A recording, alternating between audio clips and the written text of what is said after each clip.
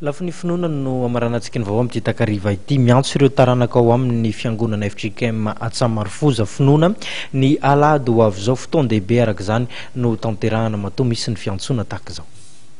Adina indray ry havana ny vanim-potoana lehibe hankalazana antsika ny fetin'ny taranaka eto amin'ny FJKM Atsamarofoza finoana ny alahady fa 14 Jolay izay fanaontsika isan-taona ka dia manentana antsika rehetra ifampilaza hiary isotran'Andriamanitra noho ny famindrapony sy ny fitantanany antsika ka afaka indray ankalaza izany fetiny taranaka izany. Hisy ny fiara mpitatitra izay iainga eo amin'ny parkin'ny Solprix Teolo izay iainga amin'ny 7 ora tsy diso.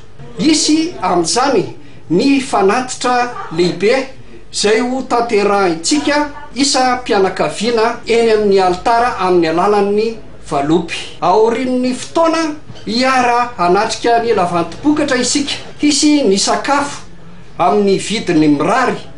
Azadiny ry havana ny alahady fa 14 Jolay amin'ny 7 ora sy sasany eny amin'ny FJKM Atsamarofoza finoana.